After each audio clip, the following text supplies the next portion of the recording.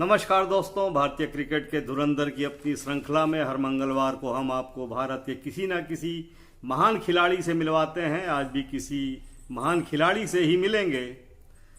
आर्यावर्त की भारत भूमि ऋषि मुनियों और तपस्वियों की भूमि रही है, रामकृष्ण की भूमि रही है, महापुरुषों की भूमि रही है। यहाँ पर तो समय समय पर ईश्वर ने भी मानव रूप में जन्म लिया है और इसी भूमि पर क्रिकेट के भगवान कहे जाने वाले सचिन तेंदुलकर का भी अवतरण हुआ और यह अवतरण किसी करिश्मे से कम नहीं था। तेंदुलकर ने क्रिकेट के मैदान में असंख्य चमत्कारों को जन्म दिया। 24 अप्रैल 1973 को ग्रह नक्षत्रों ने मिलकर कुछ ऐसी गणित बैठाई, कुछ ऐसा संयोग बिठाया कि दादर मुंबई के एक प्रसिद्ध सारस्वत ब्राह्मण परिवार में एक बालक ने जन्म लिया। यही बालक अपने करिश्मे और चमत्कारों के कारण आगे चलकर क्रिकेट के भगवान के रूप में पूजा जाने लगा। इनके पिता रमेश तेंदुलकर एक मराठी कवि और उपन्यासकार थे। इनकी माता रजनी बीमा उद्योग में काम करती थी। इन्होंने अपनी शुरुआती शिक्षा शारदाश्रम विद्या मंदिर हाई स्कूल में की। स्कूली दिनों में वह एक तेज गेंदबाज बनना चाहते थे। इसके लिए उन्होंने MRF पेस फाउंडेशन भी ज्वाइन किया, परंतु ऑस्ट्रेलियाई तेज गेंदबाज डेनिस लिली ने उन्हें सलाह दी कि वह गेंदबाजी की जगह बल्लेबाजी पर अपना ध्यान दें। तो डेनिस लिली की सलाह को मानते हुए इन्होंने अपना पूरा ध्यान बल्लेबाजी के ऊपर केंद्रित कर दिया। टेनिस खेलना भी इनको अच्छा लगता था। 14 वर्ष की अवस्था में उन्होंने एक स्कूल मैच में 664 रनों की विश्व रिकॉर्ड साझेदारी करते हुए 326 रन ठोक दिए और रातों रात मुंबई के स्कूली बच्चों के हीरो बन गए। सचिन को क्रिकेटर बनाने में उनके भाई अजीत की महत्वपूर्ण भूमिका है। वह सचिन को रमाकांत आचरेकर की एकेडमी में ले गए। रमाकांत आचरेकर ने सचिन की प्रतिभा को शीघ्र ही पहचान लिया। उन्होंने सचिन को ऐसा तराशा कि आगे चलकर उसे क्रिकेट का भगवान बनने से कोई रोक नहीं सका। 11 दिसंबर 1988 को मात्र 15 वर्ष की अवस्था में मुंबई और गुजरात के बीच प्रथम श्रेणी मैच में उन्होंने नाबाद 100 रन ठोक दिए। सचिन की चमक यहीं से बिखरनी शुरू हो गई थी। निश्चित तौर पर सचिन सीनियर गेंदबाजों का सामना करने के लिए बहुत छोटे थे, परंतु अपनी बल्लेबाजी से वह अक्सर सीनियर्स को भी चौंका दिया करते थे। एक बार दिलीप वेंगसरकर ने नेट पर सचिन को कपिल देव के खिलाफ बल्लेबाजी करते देख लिया। तुरंत सचिन उनकी निगाहों में चढ़ गए। घरेलू मैचों में सचिन के बल्ले से रन निकलने शुरू हो चुके थे। रणजी और दिलीप ट्रॉफी में उनके बल्ले से शतक भी निकले। अपने उल्लेखनीय प्रदर्शन के कारण 16 साल की उम्र में ही उन्हें 1989 में पाकिस्तान के दौरे के लिए टेस्ट टीम में चुन लिया गया। 16 साल 205 दिन की उम्र में कराची में उन्होंने अपने अंतर्राष्ट्रीय क्रिकेट कैरियर की शुरुआत करते हुए 15 रन बनाए और वकार यूनुस की गेंद पर आउट हो गए। सियालकोट के अंतिम टेस्ट में वकार यूनुस की एक बाउंसर उनकी नाक पर लगी और वहां से खून बहने लगा। उन्होंने कोई उपचार नहीं लिया और बहते खून को पोंछा और शानदार बल्लेबाजी करते हुए 57 रन बनाए। यह मैच अनरेडी समाप्त हुआ। इसके बाद न्यूजीलैंड के दौरे में एक टेस्ट में उन्होंने 88 रनों की बेहतरीन पारी खेली और 12 रनों से सबसे कम उम्र में टेस्ट शतक बनाने से चूक गए। इसके बाद 1990 के इंग्लैंड दौरे के मैनचेस्टर टेस्ट में 119 रनों की नाबाद पारी खेलकर उन्होंने भारत को मजबूत स्थिति में पहुंचा दिया। इसके बाद टेस्ट खेलने वाले सभी देशों के खिलाफ तेंदुलकर ने शतक बनाए। उन्होंने सभी देशों के खिलाफ 150 या उससे अधिक रन बनाए और यह रिकॉर्ड बनाने वाले वह दूसरे बल्लेबाज हैं। इंग्लैंड दौरे से वापसी के बाद ऑस्ट्रेलिया और अन्य देशों के खिलाफ उनके बल्ले से रनों की बरसात होती रही। तेंदुलकर को अब दुनिया प्राकृतिक प्रतिभा के धनी के रूप में जानने लगी थी। विदेशों में लगातार उनका शानदार प्रदर्शन जारी रहा। 1996-97 में दक्षिण अफ्रीका के खिलाफ केप टाउन में अजरुद्दीन के साथ जवाबी हमले में उन्होंने 169 रन बनाए। हालांकि यह मैच भारत हार गया, भारतीय शीर्ष क्रम को ध्वस्त करने वाले एनएल डोनाल्ड ने भी इस मैच में सचिन की तारीफ की और ताली भी बजाई। हालांकि 1992 में उन्होंने दक्षिण अफ्रीका के जोहान्सबर्ग में अपने 1000 टेस्ट रन बनाने के दौरान 111 रनों की शानदार पारी खेली। अपनी मारक क्षमता से अब तक सचिन सबको परिचित करवा चुके थे। इस मैच में भारतीय टीम ने कुल 227 रन बनाए थे। विदेशी धरती के साथ घरेलू मैदानों पर भी सचिन के रिकॉर्डों की फहरिस्त काफ़ी लंबी है। घरेलू मैदान का पहला शतक 165 शानदार उन्होंने चेन्नई में इंग्लैंड के विरुद्ध बनाया और भारत को एक अविस्मरणीय पारी की जीत भी दिलाई। 1998 में ऑस्ट्रेलिया के खिलाफ घरेलू सीरीज तेंदुलकर बनाम वॉर्न के नाम से जानी जाती है। तेंदुलकर ने वॉर्न को लेग स्टंप के बाहर स्वीप करने के लिए विशेष अभ्यास करते हुए एक खास योजना बनाई। शेन वॉर्न को दिन में तारे दिखाते हुए भारत ने यह श्रृंखला सचिन तेंदुलकर के बल पर 2-1 से जीत ली। तेंदुलकर की तारीफ करते हुए सर डॉन ब्रैडमैन ने अपनी पत्नी से कहा कि यह लड़का बिल्कुल मेरी तरह ही खेलता है।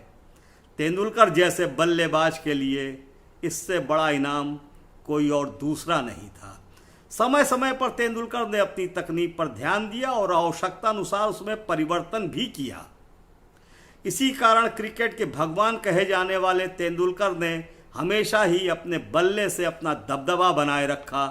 अपने समय के खतरनाक सीम गेंदबाजों को उन्होंने खेला मैकग्रॉथ, फ्रेजर, वॉल्श, एम्ब्रोस और पोलाक।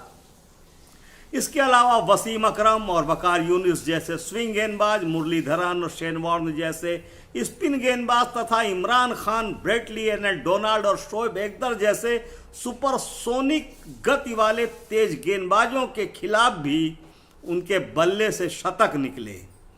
इस दौर में सचिन ने अपना सर्वश्रेष्ठ क्रिकेट खेला। यह सब एक मजबूत और ठोस रणनीति के कारण ही संभव हो सका। 1996 के विश्व कप में तेंदुलकर ने शानदार प्रदर्शन करते हुए भारत को सेमीफाइनल तक पहुंचाया। इस विश्व कप में सचिन ने सर्वाधिक 523 रन बनाए। सेमीफाइनल में भारत श्रीलंका से पराजित हो गया।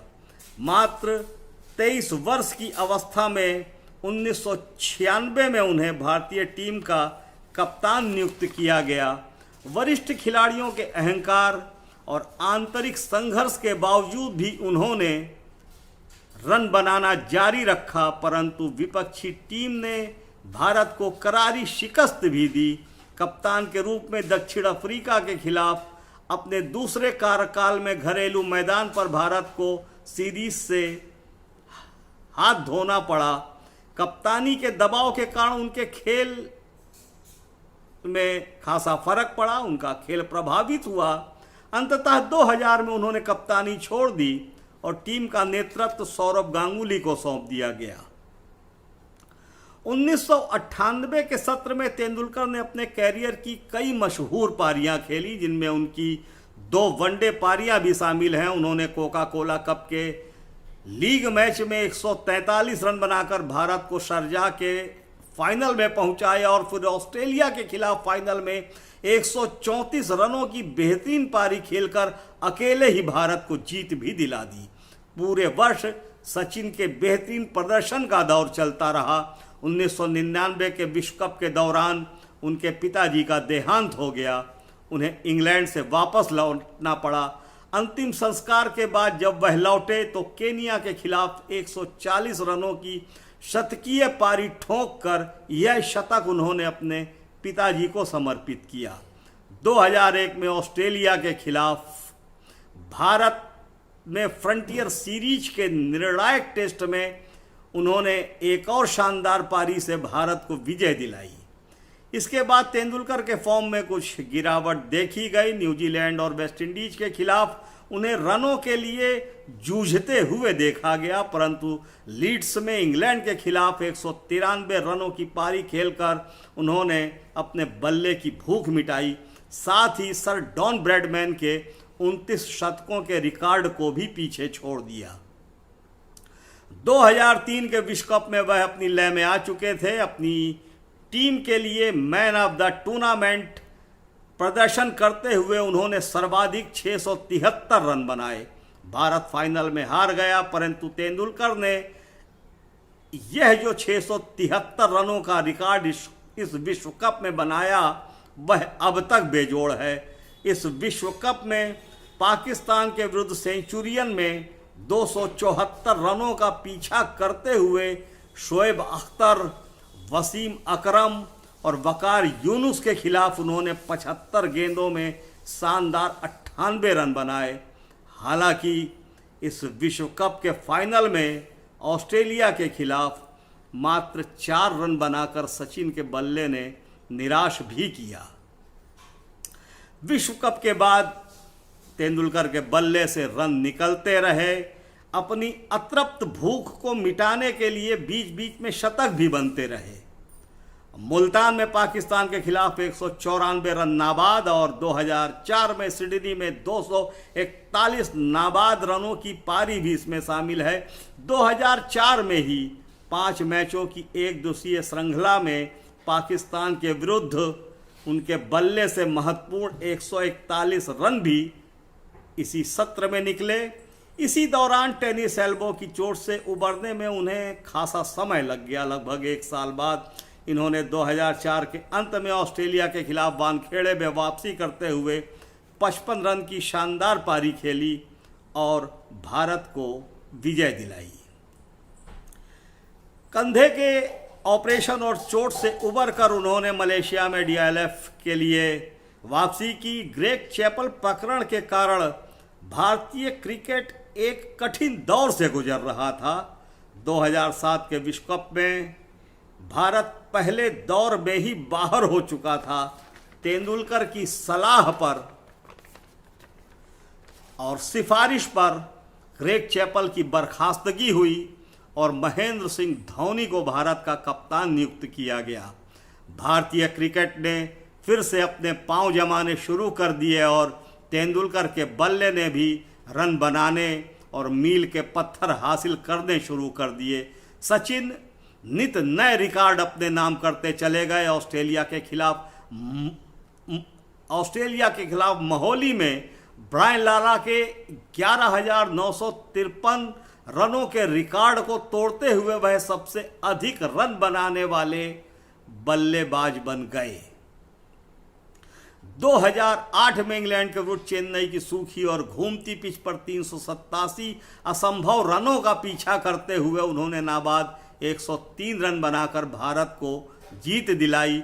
सचिन का जादू अब सर चढ़कर बोलने लगा था।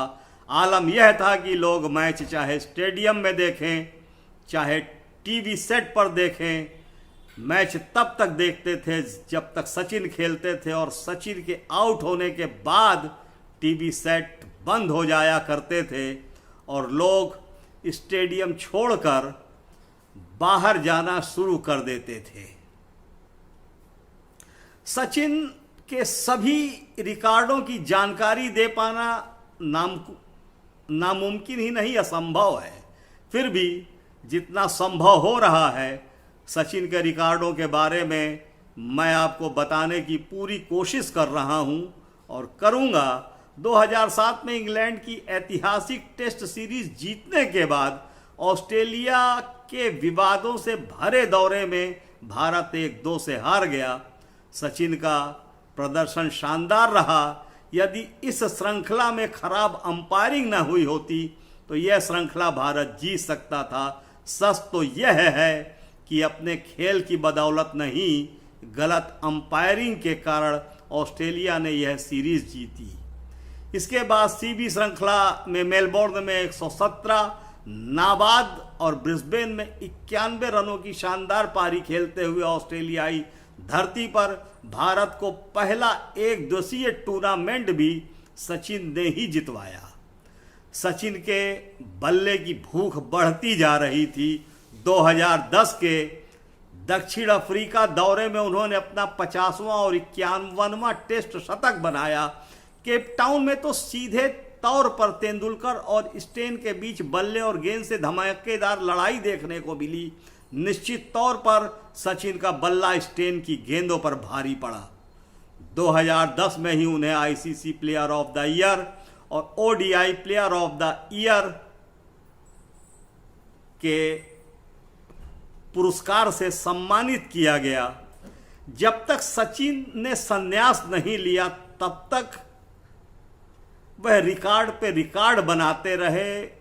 धरती पर तो एक एवरेस्ट है, लेकिन क्रिकेट की धरती पर सचिन तेंदुलकर ने असंख्य एवरेस्ट खड़े कर दिए। अंतर्राष्ट्रीय क्रिकेट में उनके नाम 100 शतक हैं। टेस्ट मैच में उन्होंने 51 और एक दिवसीय क्रिकेट में 49 शतक बनाए हैं। 100 शतक के लिए उन्हें काफ़ी इंतजार करना पड़ा। अपने 100वें शतक के लिए 100वां शतक इनका 16 मार्च 2012 को एशिया कप में बांग्लादेश के खिलाफ बना, जबकि उन्होंने 114 रन बनाए। सचिन तेंदुलकर ने 657 अंतर्राष्ट्रीय मैच खेलकर 34,000 रनों का आंकड़ा पार किया और वह विश्व के ऐसे पहले बल्लेबाज बने। अपने एक दिवसीय कैरियर में वह 62 बार मैन ऑफ द मैच और 15 बार मैन ऑफ द सीरीज चुने गए हैं।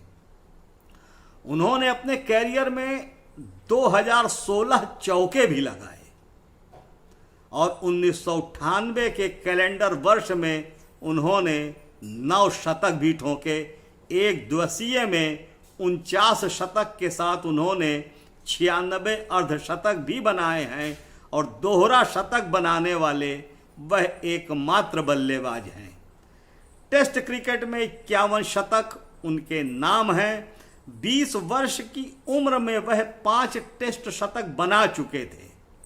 ब्रायन लारा के साथ टेस्ट क्रिकेट में 10,000 रन बनाने वाले संयुक्त रूप से सबसे तेज क्रिकेटर बने वह। एक कैलेंडर वर्ष में उन्होंने 6 बार 1000 से ज़्यादा रन बनाए। 16 नवंबर 2013 को वेस्टइंडीज के खिलाफ उन्होंने अपना 200वां टेस्ट खेलकर क्रिकेट जगत से संन्यास ले लिया। एक दिवसीय क्रिकेट से वह 2012 दिसंबर में ही संन्यास ले चुके थे। वह 90 और 99 रन के बीच में 18 बार आउट हुए और 80 और 89 रन के बीच में 17 बार आउट हुए। 2011 का वर्ल्ड कप जीतने के बाद उनकी आंखों में खुशी के आंसू थे। उनके हाथ में वर्ल्ड कप था। तिरंगा लपेटे वह पूरे वानखेड़े में घूमते रहे, दौड़ते रहे। उनका सबसे बड़ा सपना जो पूरा हुआ था, इस विश्व कप में सचिन ने अपने बल्ले से 482 रन बनाए। अपने 200 टेस्ट मैचों में सचिन ने कुल 15,921 रन बनाए और 463 एक दिवसीय मैच खेलकर उन्होंने 18,426 रन बनाए। तो ये थी मित्रों क्रिकेट के भगवान से आपकी मुलाकात। जितना संभव हो सका उनके बारे में जानकारी देने का वो मैंने कोशिश की और दी।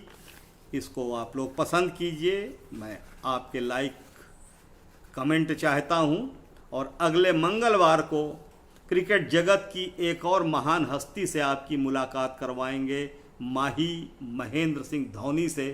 तब तक के लिए नमस्कार।